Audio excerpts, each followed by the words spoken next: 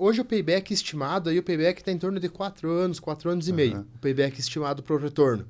Que vamos pegar o cara que gasta R$450 por mês, ele vai ficar pagando 50. Então, de tarifa mínima. Ele economiza R$400 por mês, dá 4.800, né? 4.800 por ano, para um investimento de 17.500. Então, 4 anos e pouquinho ele se paga. Depois, durante 30 anos, ele vai pagar a vida inteira só a tarifa mínima para o concessionário. Claro, se ele não aumentar o consumo, né?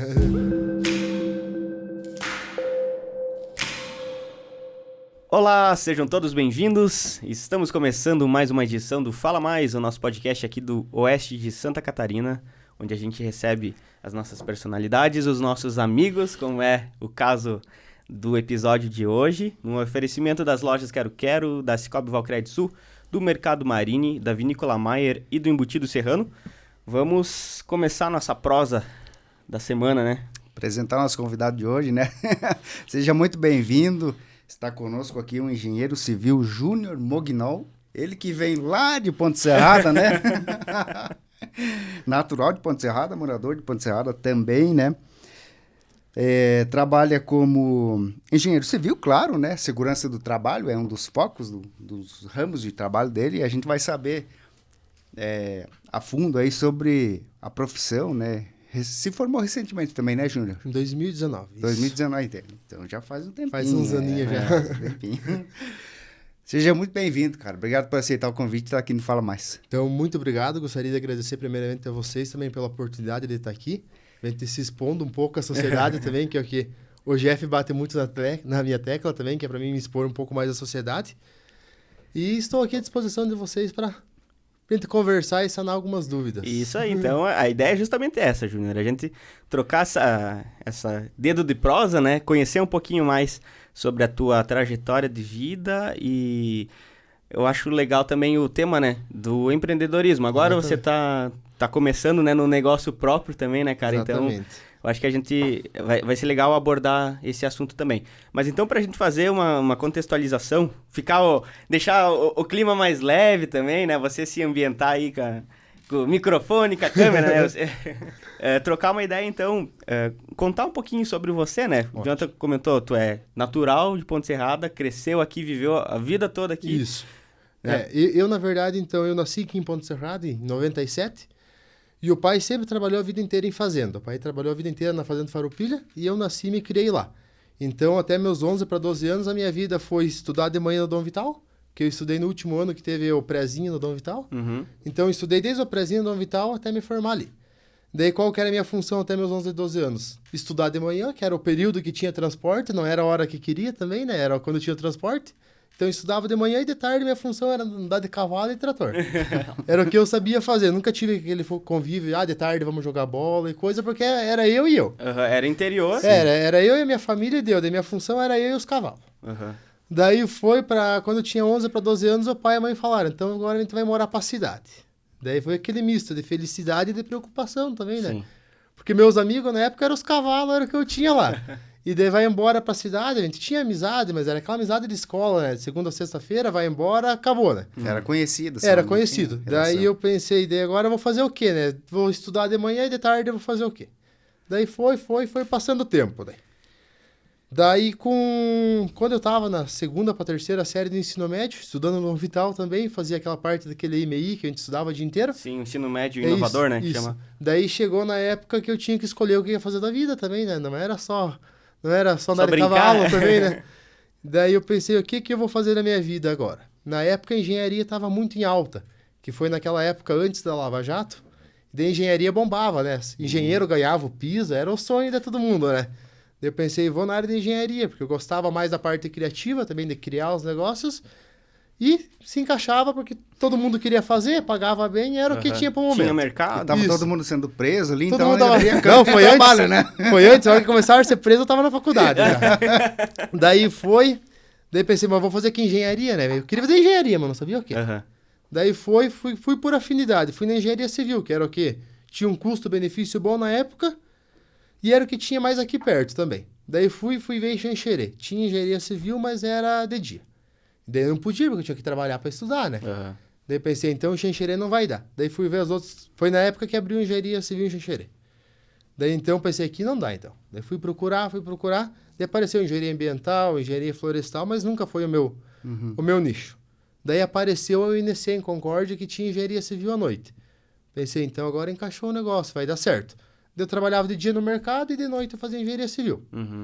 Daí durante o período ali, até 2016, 2017, eu trabalhava no mercado e fazia engenharia.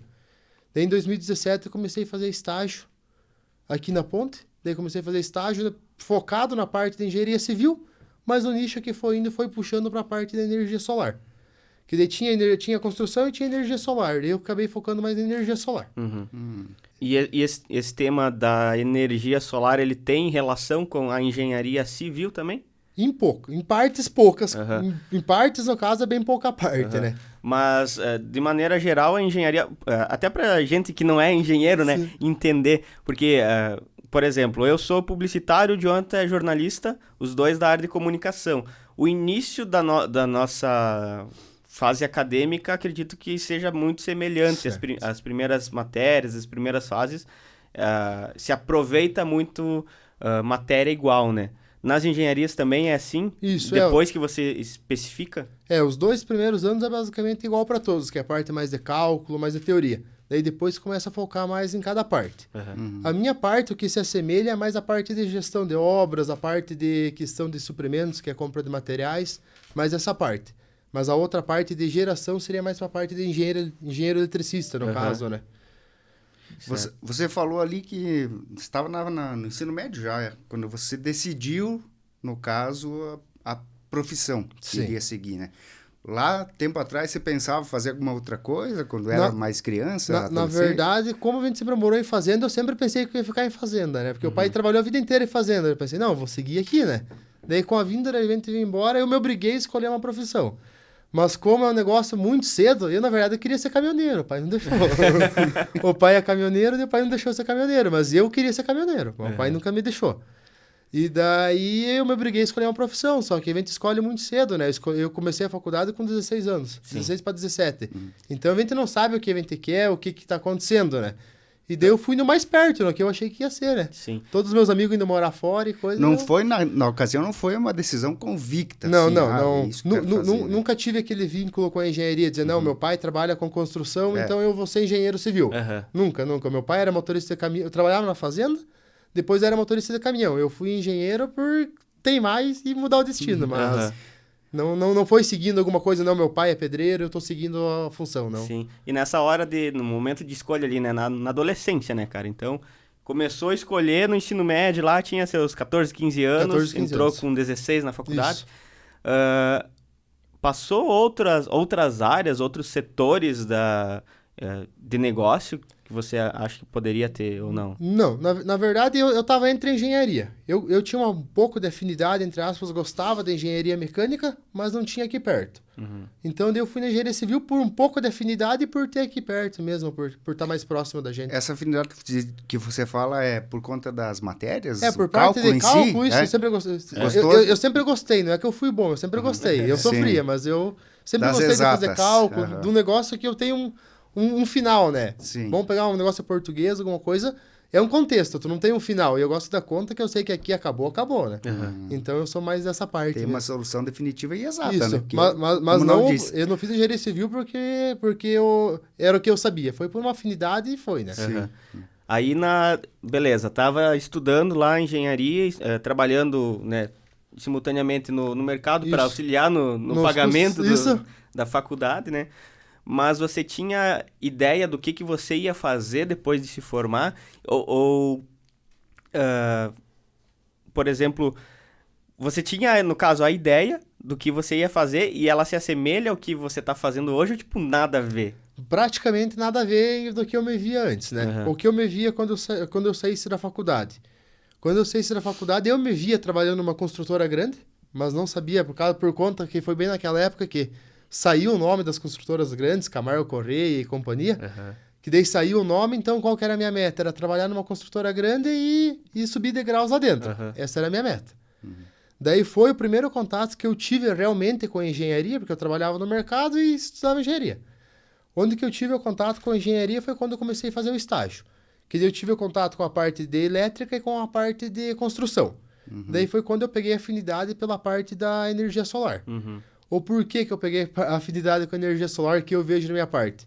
É um negócio que a gente sabe que compensa, que é um negócio fácil de vender porque ele tem uma rentabilidade. Então eu consigo te convencer a fazer porque ele vai se pagar. Primeiro ponto. E o segundo ponto porque é obra rápida. Por exemplo, eu vendo um sistema solar, chegou o sistema em torno de 2, 3 dias eu dou entregue, dependendo do tamanho da obra. E um pouco disso por causa da minha ansiedade, porque eu sou bem ansioso, então. Se eu pego um negócio, por exemplo, se eu for fazer uma casa, hoje uma casa leva 8, 10 meses para ficar pronta. E não depende só de mim. Sim. Então eu quero dar meu máximo, mas eu travo em cura de concreto, travo num monte de coisa que não depende de mim. E a energia solar, não. Chegou o equipamento, está tudo na minha mão, depende de mim. 2 dias eu te dou pronta. Sim. Então, por causa da minha ansiedade para entregar o negócio para ver funcionando. Dever né? acontecer, dever Isso, concluído. Dever o negócio pronto, entrar para um outro projeto e fazer. Uma casa, se eu pegar 3 casas, é 10 meses cada casa para entregar. Então, e não depende tanto de mim, depende mais dos outros. Aí você não ia sobreviver. Não, eu infarto. eu já infarto. Vou ter que compartilhar aqui, né? Era pra gente estar gravando isso aqui só no dia seguinte, mas a ansiedade do Júnior fez a gente adiantar em um dia. Já gravamos pra ficar tudo certo, já. Era pra ele ter vindo às 2 da tarde, ele chegou às 5 da manhã aqui, né? Então... Deu tudo certo. Tamo aí, né? E daí, então, o meu primeiro contato com a parte de engenharia foi em 2017 para 2018, não me lembro bem certo, que foi quando eu comecei a trabalhar com a parte de obras. E a afinidade me conduziu mais para energia solar, então. 2018, final de 2018, foi quando eu comecei meu TCC. Meu TCC foi focado para energia solar, geração distribuída. Geração distribuída é quem produz e consome a sua própria energia. Então, meu TCC foi focado disso. Na banca do meu TCC, que daí foi ali que parte para uma outra parte da minha vida. Quando eu apresentei meu TCC, na banca do meu TCC tinha um professor meu que é diretor na Seta Engenharia, hoje no caso. Ele é diretor lá. Apresentei o TCC, dias depois ele me chamou, me convidando para trabalhar na Seta. A Seta faz o quê? A empresa de... A Seta, na época, vamos pegar, mas anteriormente trabalhava focada em hidrelétricas e asfalto. Hoje ela está focada em eólica e energia solar. Hoje. Sim. Ela tem a maior empresa de energia solar do Brasil, hoje faz parte do grupo da Seta. Legal. Daí hoje eles até mudaram o nome, é Elastra Engenharia agora. Mudaram o nome por questão deles mesmo. E aí abriu uma porta para você. Isso, daí o meu professor, que era diretor lá, diretor de suprimentos, ele é no caso ainda, ele me convidou para trabalhar lá. Se eu não queria trabalhar lá na parte de energia solar, geração distribuída, que é o que a Seta estava começando a fazer, eles não faziam ainda, eles estavam entrando para o mercado. Daí, de novo, fugiu da minha área, né? Porque eu era engenheiro civil, estava sendo convidado para trabalhar no meio de engenheiro eletricista. Daí fui lá, então me chamaram para trabalhar. Até então eu achava que era em Concórdia, né? Daí ele me contou, só que nós estamos mudando a nossa matriz para Floripa e tem que vir trabalhar em Floripa. Eu nunca tinha saído de Ponte Serrada, não sei viajar 2, 3 dias para praia, e deu. Me formei dia 8, dia 10 eu tinha que estar começando a trabalhar em Floripa. Então o meu sonho, um pouco desviado, estava sendo alcançado. Eu estava como engenheiro. Numa grande hoje empresa. Ela é a 11ª maior construtora do Brasil. Então, dentro de uma grande empresa, o meu próximo passo era só crescer dentro da empresa. Sim. Não tinha mais o que fazer, o meu sonho estava ali, né? Tava numa grande empresa, a grande empresa não estava na lista da Lava Jato. Não tava na lista e fui chamado para trabalhar lá. Daí fui lá, e daí qual que era meu medo, né? Eu era recém-formado. Imagina, me formei no sábado, na terça-feira eu estava lá dentro trabalhando, no meio de 100 e poucos engenheiros. Pensei, agora eu não vou dar conta do recado, né? Eu, recém-formado, no meio de uma grande construtora, eu sou engenheiro civil, tô trabalhando junto com o engenheiro eletricista. A chance de dar errado é grande, né? Mas não, fui lá, dei conta do recado, e dali de 7 para 8 meses eu voltei para casa, daí. Eu voltei por motivos pessoais, que a mãe teve problema de saúde e coisa, e eu pensei, será que vale a pena tudo isso? Daí eu voltei a trabalhar na mesma empresa que eu fiz o estágio. Você voltou para ficar mais perto dela, então? Eu não voltei por parte profissional. O profissional estaria lá até hoje, mas por parte de família, mesmo que a mãe ficou doente e coisa, daí vem te colocar na balança, né? Daí pensei, não, vamos voltar e deu. Daí voltei para cá trabalhar com energia solar de volta. Daí fiquei trabalhando com energia solar. Dali 1 ano e meio, por aí, recebi uma proposta para trabalhar na minha área, daí, que era executar umas obras no Rio Grande do Sul. 1 semana na obra, 1 semana em casa. Falei, então, é viajar, mas não é tão ruim também, né? Vamos lá. O contrato era para 2 anos de execução de obra. 4.000 metros quadrados de obra. Eu cuidava toda a parte de equipe e coisa. Que tipo de obra que era? Era granjas, era Granja. aviário, incubatório, esse negócio aí. Aí na engenharia civil Na mesmo. engenharia civil, no tua meu área. foco. Aham. A gente tinha 30 e poucos pedreiros, eu coordenava toda a equipe, a compra de material, coordenava tudo. A obra era minha, no caso, Sim. né? Eu que fazia tudo. Daí eu pensei, não, eu vou sair daqui, mas eu tenho que, daqui 2 anos, ou eu abrir algum negócio, ou eu morar fora, por causa que aquelas obras acabavam, e Sim. depois eu ia fazer o quê? Era temporário, só. Era temporário, a previsão era uns 2 anos. Uhum. Daí então fomos lá, eu aceitei, mas aceitei com a ideia de abrir o escritório já. Falei, não, quando estiver acabando as obras, eu abro o escritório. E foi o que aconteceu. Fui lá, peguei afinidade com a área, entrei na área, porque eu estava bem deslocado da área, né? Nunca tinha feito uma obra grande, só obra pequena. Então, eu entrei na área, entreguei as obras. Quando estava acabando, uns 2 meses antes de acabar, eu abri o escritório. Que agora vai fazer 8 meses que eu tenho escritório aberto. Uhum. Daí abri o escritório, mas abri o escritório com o intuito principal de fazer projeto de engenharia civil, projeto estrutural, hidrossanitário. Mas cada 10 pessoas que me procuravam, 8 queria saber de energia solar.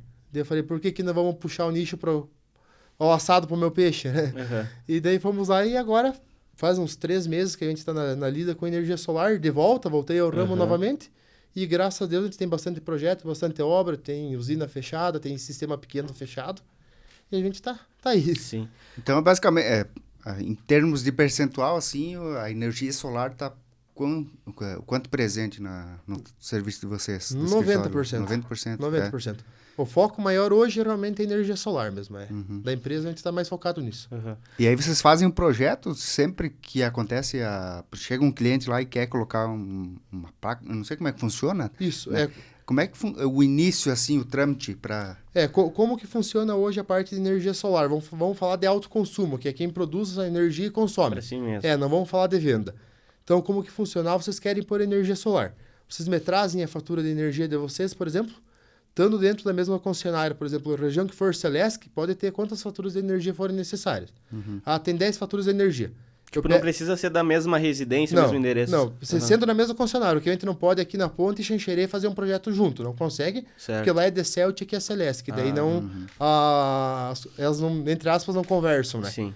E daí eu pego as faturas e dimensiono. Somo as 10 faturas de vocês, deu um consumo de 1.000 kW na média, por mês. Então eu dimensiono um sistema para gerar 1.000 kW na média. E apresento o orçamento para ti. Deu 20 painéis, deu um inversor de tanto. Daí apresento o orçamento, vocês aprovando, ele vem te dar andamento com o projeto, pedido na concessionária. Mas hoje, no início, vamos pegar em 2017, aí, quando a gente começou, era bem mais complicado os trâmites. As concessionárias também era um negócio novo para eles. Né? Era bem mais complicado. Hoje a gente já manda projeto, tem projeto que se aprova sozinho, já é bem mais... Está bem mais simplificado um pouco o processo hoje. Uhum. Daí o objetivo, por exemplo, nesse modelo ali, é que a pessoa que vai investir nas placas ali, na geração da energia solar, ela não tenha o custo no longo prazo ali, ela reduz o custo. Isso, como que funciona hoje? Vamos dar um exemplo, um consumidor que consome seus R$450 por mês hoje, teria que investir hoje, dependendo entre R$17.500 e R$18.000 de energia solar no sistema. A fatura dela, se a entrada de energia dela for monofásica, a tarifa mínima vai ficar em torno de R$45, R$50 por mês. Então tem uma redução de quase R$400 por mês. Isso durante 25 a 30 anos, que é a garantia do sistema. Então a economia dele, vamos pôr 3 anos e meio a 4 anos, ele paga o sistema e sobra bem tranquilo, né? Esse que é o objetivo principal do negócio, né? Então a vantagem, ela é você investir de início e logo na sequência já não ter mais esse custo mensal. Em alguns fixo. anos ela acaba se pagando. Hoje o payback estimado, aí o payback está em torno de 4 anos, 4 anos e meio. O payback estimado para o retorno.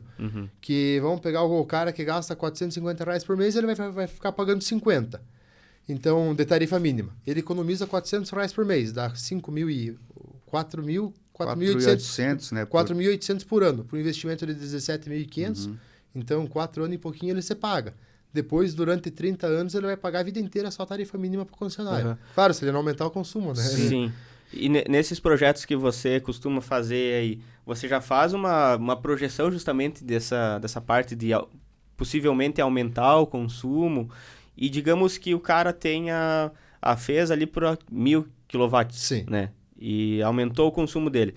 Ele consegue, na mesma estrutura, na mesma rede que ele montou ali, fazer um adendo, ou tem que criar algo meio que do zero? O que a gente faz? A gente sempre, antes de fazer o orçamento, pede para o cliente qual que é a ideia dele. se o cliente hoje ele economiza energia, se ele já usa à vontade, que depende muito do cliente a cliente, né? Tem aquele cliente que não liga o ar-condicionado para não gastar e tem aquele cliente que não dá bola. Então, esse cliente que não dá bola, se a gente considerar hoje 10% a mais do que ele consome, é ótimo. Aquele cliente que já não liga o ar-condicionado para não gastar, tu tem que pôr uma margenzinha maior. Porque daí ele vai começar a ligar, Porque ele né? vai começar a gastar.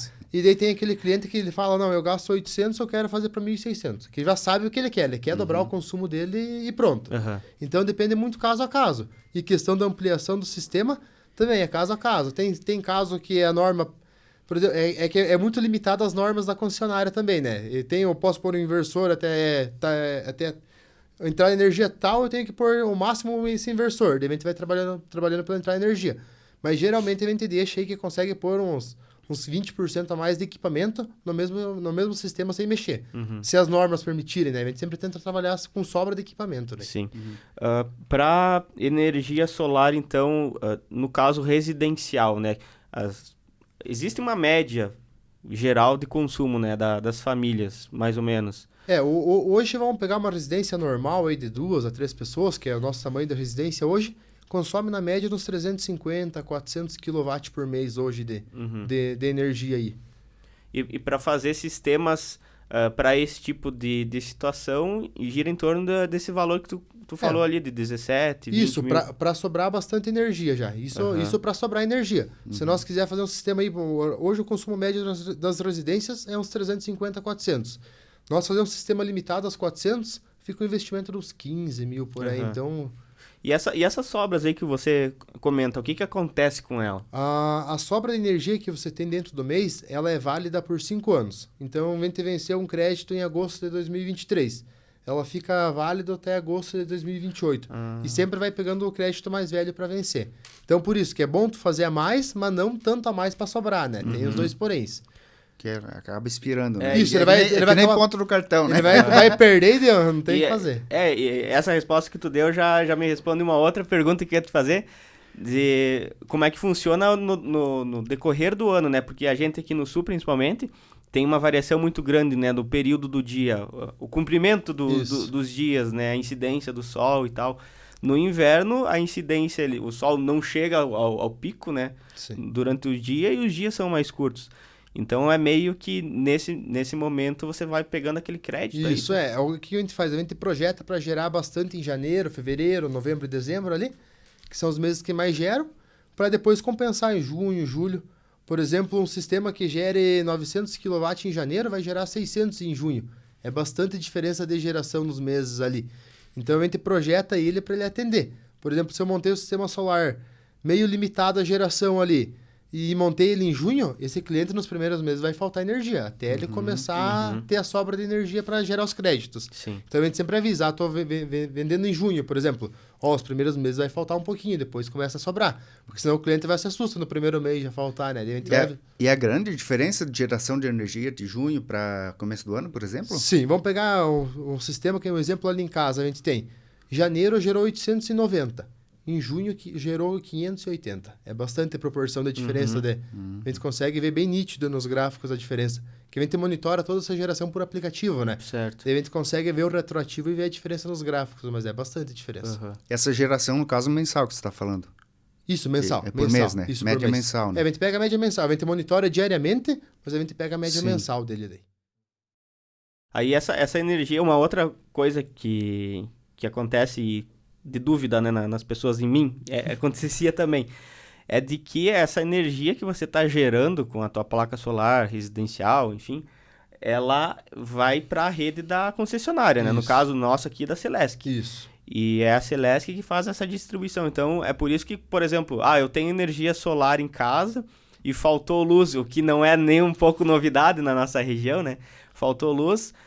vai faltar luz na minha casa também, porque eu não tenho armazenamento de energia, isso, né? O que a gente tem hoje? Hoje a gente tem 3 tipos de sistema. O sistema off-grid, que é o desligado da rede. Esse é independente, ele teria que trabalhar só com baterias. Mas na nossa região a gente não tem porque é muito cara a bateria. Então não vale a pena. A gente tem o sistema on-grid, que é o que a gente trabalha, que ele é um sistema ligado à rede da concessionária. O que é esse sistema on-grid? Ele trabalha junto com a rede da concessionária. tem energia, ele está injetando energia. Está injetando, está pegando, está trabalhando junto. Faltou energia, não dá um tempo aí de 1,5 segundo, ele se desliga. Ele é obrigado a desligar porque ele tem um dispositivo chamado de anti-ilhamento. O que é?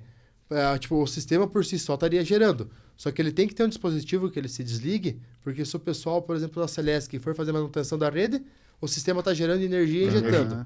Então vai dar esse problema. E existe o sistema híbrido, que é o que está vindo com força agora. O pessoal começou, só que ele ainda está bem caro. Então o que ele é? Ele trabalha ligado à rede e trabalha com bateria. Então faltou energia, ele se isola da rede e trabalha nas baterias.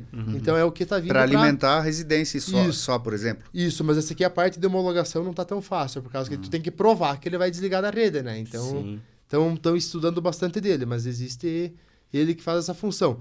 Por causa que a maioria das pessoas até acham, coloquei o solar, faltou energia, tem energia, mas não tem, né? As placas vão ter energia, mas você não. Essa é uma visão que todo mundo tem, né? A maioria das pessoas tem, né? Até quando eu vou explicar, passar a proposta, eu tento deixar isso nítido. Tipo, eu mostro pra pessoa que faltou energia, vai faltar energia também, pra não ter erro. Porque não é uma geração específica pra moradia, né? Isso. Acho que é importante falar isso, né, Júnior? Isso. Porque assim, a geração da energia que acontece por meio das placas, ela é toda distribuída, entregue no caso, né, para a Celesc, né? Na por verdade, exemplo, a Celesc, que é a nossa aqui da região, né? Isso, como que ela funciona? Por exemplo, agora você está gerando energia. Tu lá ligou o sistema, tem o sol, tá um dia bonito, você está gerando bastante energia. Você está consumindo, tem a geladeira ligada, tem o ar-condicionado ligado. A energia que você consome já sai direto do inversor e já vai para o teu ar-condicionado, vai para a tua TV. Ela já vai direto para o teu consumo. Isso, já vai direto. O que sobrou vai para a rede. Daí, depois, o que faltou, você pega na rede de volta. Então, ele faz uma compensação. Mas o que você está consumindo no momento que está gerando, você já consome ali e vai só sobra daí. Então ele pega da própria... Da própria geração já. Certo. Isso daí, o que sobrar vai para a rede só. É somente o que sobra. Isso quando a rede está distribuindo, né? Como você explicou ali, quando falta a luz, por exemplo, a rede para de distribuir, o sistema também para, né? Isso, ele se desliga na hora, né? O inversor, ele fica ligado direto na rede. Então, quando ele identificou que não tem rede, ele se desliga.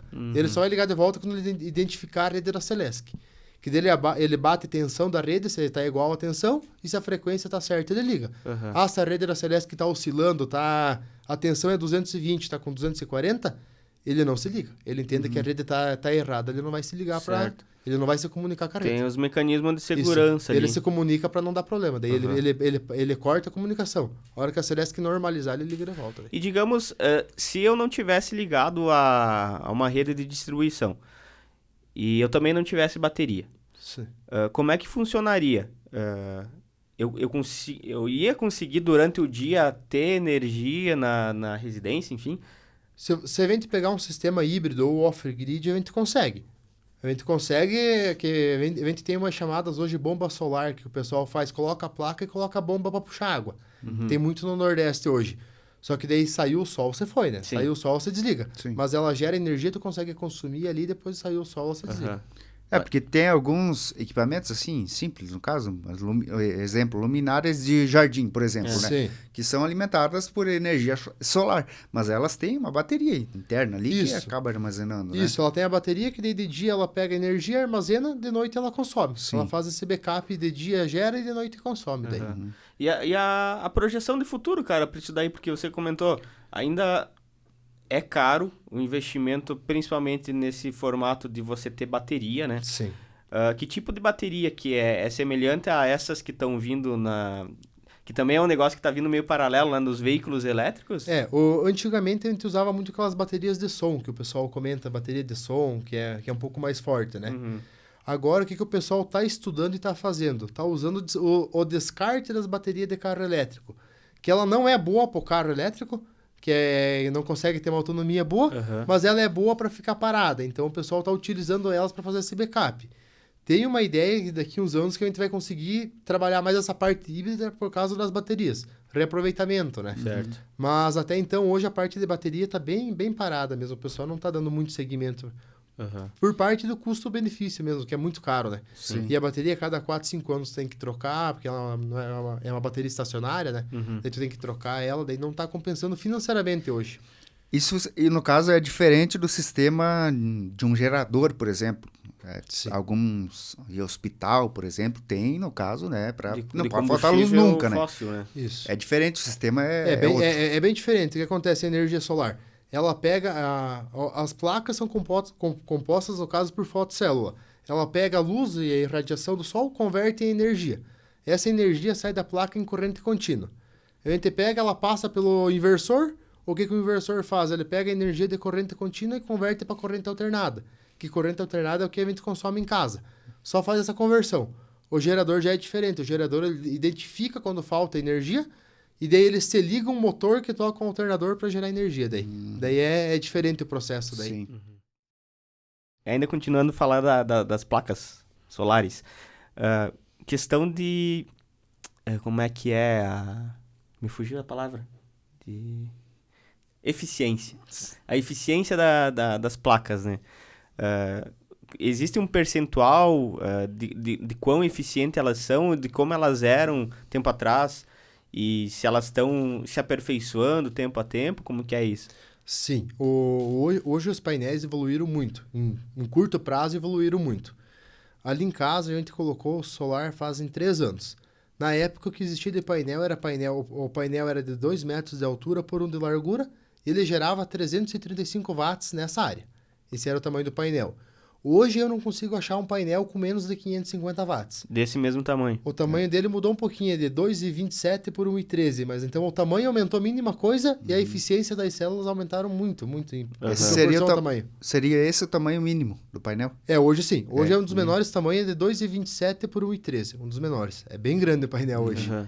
E só com um painel já gera essa quantidade? Não, para gerar, ele é um painel, a gente chama de 555 watts. Uhum. Então, para mim montar um sistema para uma casa, eu preciso pôr uns 10 painéis, que dá um sistema de 5,5 kW. 5,5 vai gerar na média uns 550, 600 kW por mês aí, numa conta de padeiro aí. Sim. Mas essa proporção. Certo. Outra coisa que a gente vê... a gente estava conversando contigo, né? Sobre construção inteligente e tal, né? Você saber... utilizar melhor os recursos que você está fazendo. E quando é uma construção nova, a gente vê alguns exemplos das pessoas utilizando o painel como própria cobertura de algum tipo de edificação, seja uma garagem, algum quiosque, né? Existe já essa possibilidade de, por exemplo, eu vou instalar um painel numa construção. Eu substituo o telhado da minha construção por placas solares? Sim, tem bastante estudo para isso já, que é um pouco para otimizar e economizar um pouco. Até na época a gente já montou alguma coisa de pergolado e de telhado com placa solar, sem nenhum telhado embaixo. Só que daí tem que avaliar muito o tamanho que é, se tu quer 100% impermeável, porque o que acontece hoje? A gente junta os painéis e coloca uma borracha de vedação no meio, só que ela ainda não é tão eficiente. Então a gente não consegue garantir que não vai dar uma goteira no meio. E também pela limpeza, né? Se o telhado for muito grande, hoje eu não posso caminhar em cima de um painel solar, nesses convencional eu não posso pisar em cima. Ele resiste o peso e tudo, mas eu não posso pisar em cima porque danifica as células. Então, não é tão interessante nessa parte. Mas já lançaram um painel agora, lançaram na Intersolar, que foi a feira que teve uns 15 dias atrás, o painel que tu pode caminhar em cima. Então, claro, o custo-benefício dele é alto ainda, mas estão evoluindo nessa parte. Mas hoje até teve o pessoal da Brasilite, se eu não me engano, lançou a folha de fibrocimento com uma tira de placa solar em cima. Só que hoje está muito caro ainda, né? Mas estão tentando usar, não cobrir a casa, você vai estar gerando sua própria energia já. Já estão estudando isso. É porque os projetos hoje em dia, acredito que praticamente, não vou dizer todos, mas a maioria, né? Eu acho que passa de 50%, é mais da metade, né? Os projetos, eles são pensados já, executados, feitos para geração de energia limpa, que é a energia solar. Né? Hoje sim, a gente vê bastante. Uma vez não tinha, porque a energia solar foi difundida mais no Brasil em 2012, 2013. Então o pessoal faz uns anos que começaram já a se preparar. Eu vou fazer um prédio, então eu vou deixar o pronto para pôr a energia solar. Eu vou fazer uma casa, onde que eu posso pôr os equipamentos? Então a gente já está começando a pensar nisso para... A gente sabe que na hora, quem sabe a pessoa não tem o financeiro para desprender para fazer isso, mas já deixa esperando para a gente montar depois futuramente o equipamento já. Já está projetado ali para atender. Colocar, né? Sim. Isso. Tem um percentual, já tem estudos hoje, por exemplo, assim, o Brasil tem a maioria da geração é hidrelétrica, né? Isso. A gente sabe. Mas tem um percentual já do quanto é gerado energia solar, eólica também, né? Sim, nós fomos muito, a gente é líder há muito tempo em energia hidrelétrica, só que a solar vem crescendo muito ultimamente, principalmente por causa das pequenas usinas que a gente fala, vem crescendo muito e já vem quase chegando perto da eólica também. Mas a tendência no longo prazo, pelo que você vê assim do mercado, Júnior, é a solar se sobressair a eólica. Se não ultrapassar, a ideia seria pelo menos igualar. Vou dar um exemplo, quando eu trabalhava ali na Seta, a gente executava muito parque eólico. A gente executava parque na Bahia de 120, 130 aerogeradores.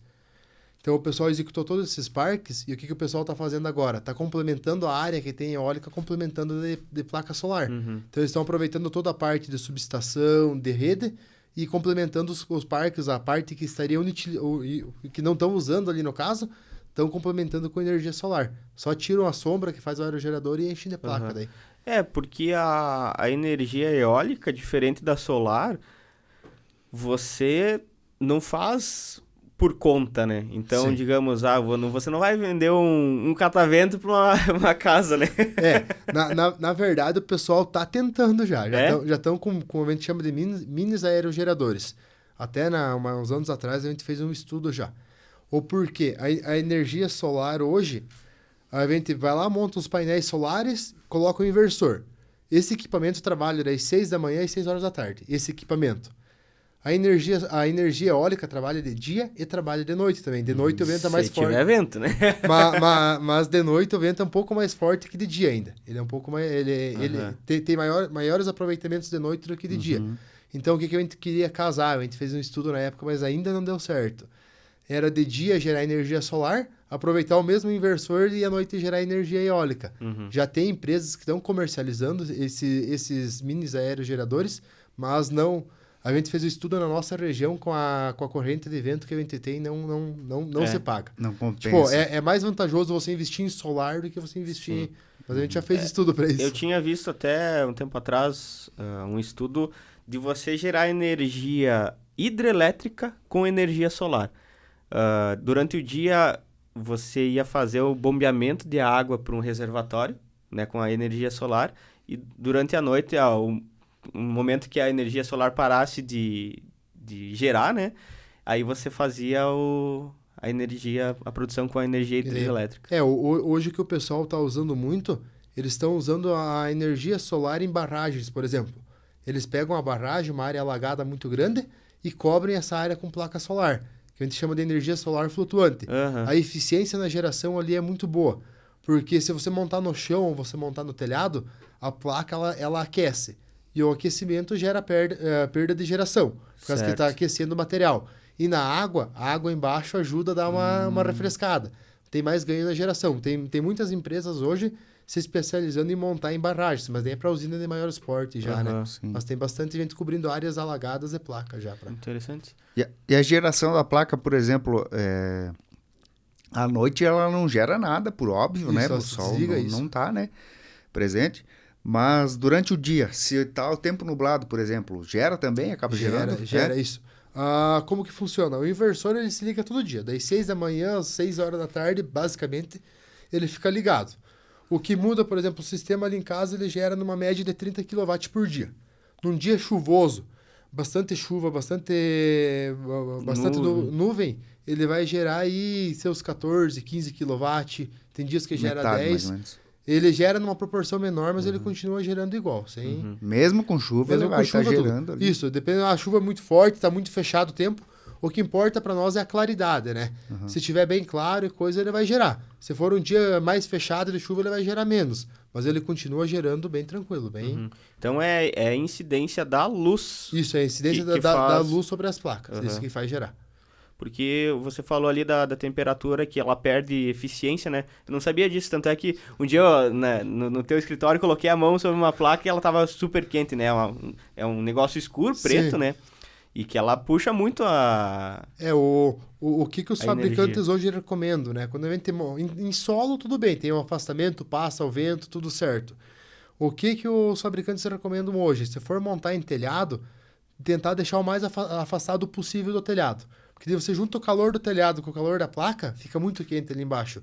E isso ajuda a perder a geração de energia. Então, quanto mais afastado tiver do telhado, melhor para circular o ar por baixo. E pode diminuir a vida útil também do material, da placa em si? Um pouco sim, por causa que ela se sobreaquece, né?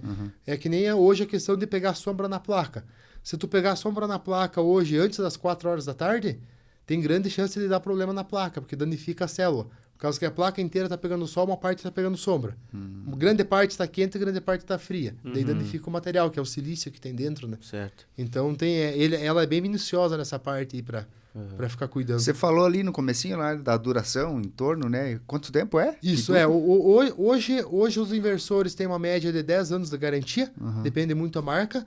E os painéis solares têm 12 anos de garantia de fabricação numa média e 25 anos de eficiência.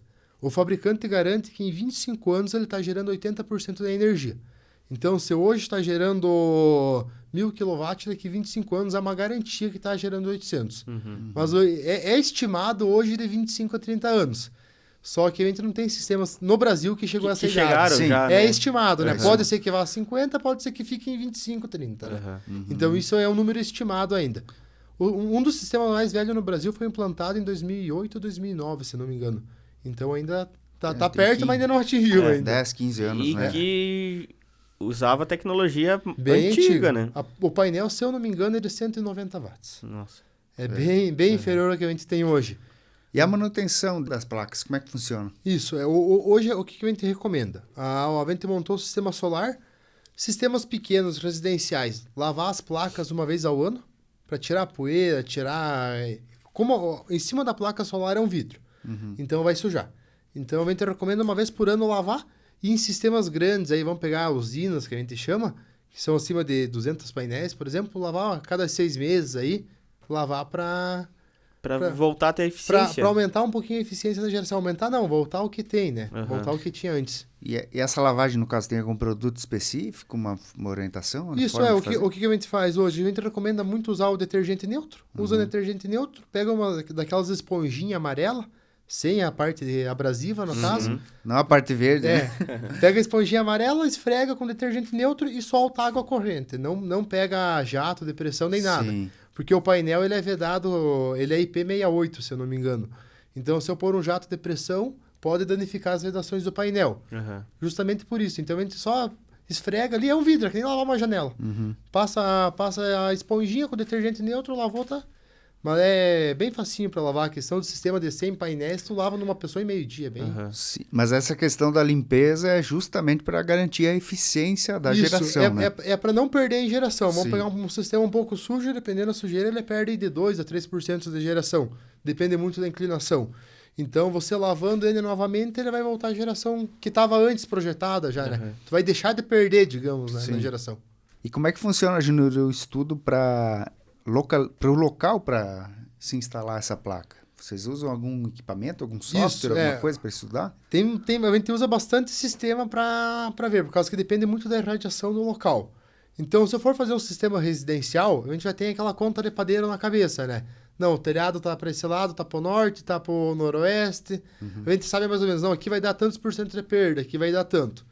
Sistemas maiores, a gente já usa programa. Por exemplo, agora eu estou montando uma usina. Na usina a gente usa programa. O que a gente faz? A gente calcula exatamente a distância que vai deixar entre mesa, calcula a inclinação da mesa, calcula tudo. Por exemplo, aqui para nós, hoje, na nossa região, o indicado é deixar 26 graus de inclinação o painel, voltado exatamente para o norte. Então, esse é o indicado. Ah, mas o cliente não... Para mim deixar 26 graus de inclinação, tem que deixar no mínimo 3,5 metros entre mesas para fazer uma usina. Entre uma placa e outra, isso entre as fileiras. Entre uma mesa e outra no chão. O cliente tem todo esse espaço? Ah, não tem. Então, qual que é o segundo maior cenário? Então, eu tenho que deixar 3 metros, por exemplo. Então, eu vou reduzir a inclinação. Então, é um estudo que a gente faz para... Daí perde eficiência. Isso, que vai perdendo eficiência. Daí a gente vai vendo. Então, se eu não posso deixar 3,5 metros, então eu vou deixar 3, mas eu vou baixar a inclinação para não dar sombra. Porque tudo depende do sombreamento, né? Eu hoje montando uma usina solo, por exemplo, a gente faz mesas com 2 placas de largura.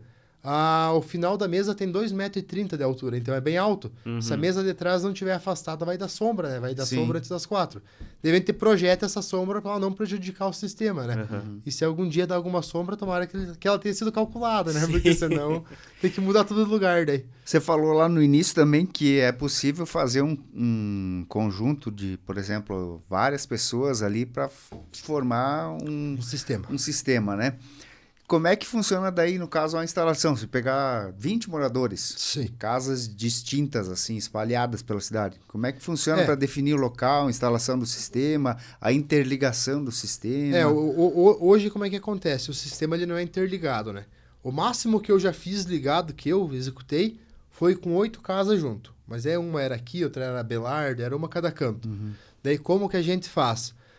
Eu vou lá e faço o projeto. Peguei as 8 faturas, por exemplo, dimensionei. Precisa de 2.000 kW. Tá. Em quais dos lugares que são melhor para instalar? Não, a gente pode instalar aqui ou aqui. Daí a gente vai lá e verifica. Não, esse telhado é melhor, esse é pior. A gente verifica qual o lugar que tem a melhor condição para instalar. Instala ali. Daí eu comunico a Celesc, a concessionária, no caso. Mas define um local só. Um local só, instala num local só. Daí, por exemplo, eu comunico a concessionária. Então, esse sistema aqui, ele vai gerar para ele, e o que sobrar eu quero 10% nesse sistema, 10% desse e 10% naquele. E passo só o número da unidade consumidora. Sim. Daí a Celesc, a concessionária, por si só faz a compensação. Não, aqui sobrou, que eles pegam somente depois da sobra, né? Gerou 2.000, mas você consumiu 500, então sobrou 1.500.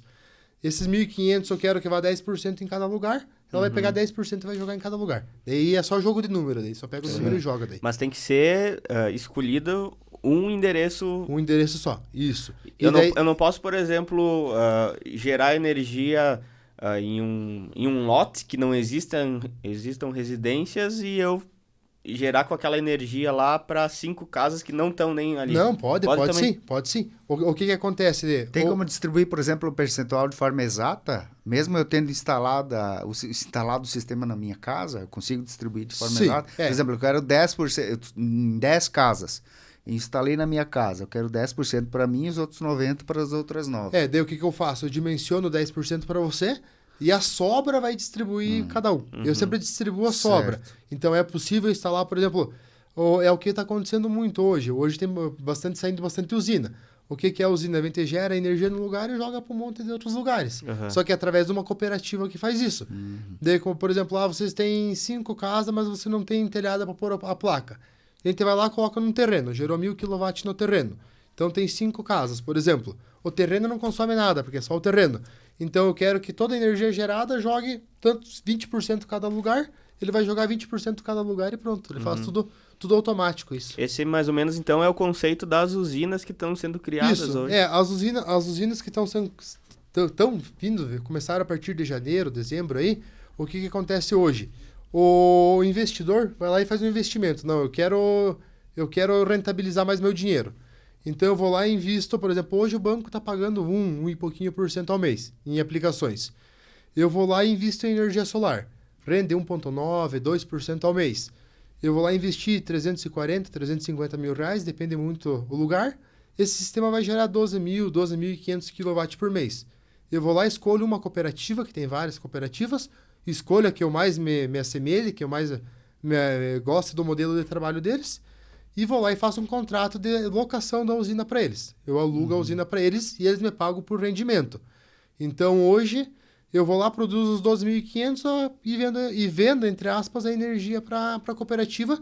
A cooperativa pega essa energia, vem aqui, vende no ST+, vai ali, vende no outro mercado e vende a energia para os consumidores. Mesmo tendo esse meio de campo, esse trâmite com outros players, digamos assim, ainda assim sai mais em conta do que você está direto com a concessionária. Isso mesmo. O que o pessoal faz hoje, as cooperativas? Eles vêm aqui, vocês pagam X reais para a concessionária. Não, eu te dou tantos por cento de desconto na tua fatura e você compra energia, entre aspas, de mim. Ele joga os créditos para ti e te dá um desconto. Né? Esse é o funcionamento das usinas hoje, que tem 2 lados. Tem as cooperativas que fazem a comercialização e existe a pessoa que quer investir, que pega seu dinheiro e investe para estar rentabilizando mais do que no banco. Daí. Sim. E existe a terceira parte, que é a pessoa que está consumindo. Isso, que está comprando energia, mais barato. Que a gente chama de energia verde, que compra energia oriunda de uma geração de energia solar, de energia limpa, e compra por intermédio das cooperativas aí. Sim. Que é um modelo de trabalho que tá vindo para o futuro, tá vindo para... Cara. E é um negócio super recente, né? Você mesmo falou ali que 2011, 12 começou a popularizar, nem sei se pode ser esse. A energia solar? No Brasil? Vamos dizer que começou a dar uma escala em 2014 e 15, que começou a dar uma escala. E agora, nesse ano... Não tem nem uma década, né? Se for olhar. E agora começou esse ano em escala a parte de investimento, que são as usinas de investimentos, que começou nesse ano. Então, eu vejo assim que é um mercado que, nossa, ele tá praticamente o início do negócio, né, cara? Porque bem o começo. Tem muito a ser investido, tem muita tecnologia a ser aprimorada ainda, né? Essa questão ali da própria eficiência, né?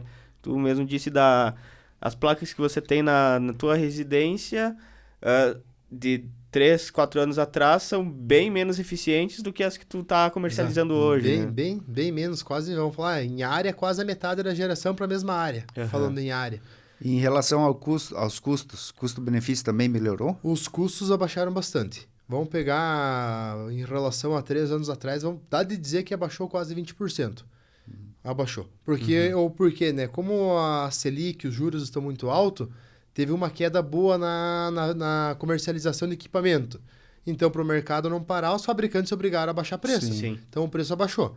Mas tem uma previsão que é para voltar a aumentar, mas isso não pode julgar se é conversa ou se é verdade, né? Sim. E tem essa parte do próprio mercado, né?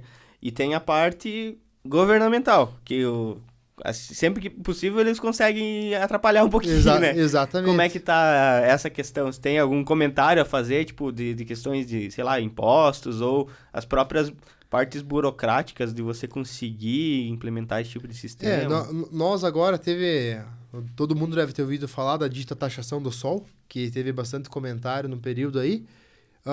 Saiu uma lei que taxa a geração de energia solar. Quem implantou energia solar a partir de 6 de janeiro de 2023 é taxado. Essa pessoa é taxada, em 2023 ela é taxada 15%, 2024 30% e vai indo. 2029 ela trava em 90%. Só que é um negócio bem complicado de explicar por causa que ele é bem complexo. Ele é taxado, vamos dizer, 15% sobre o fio B.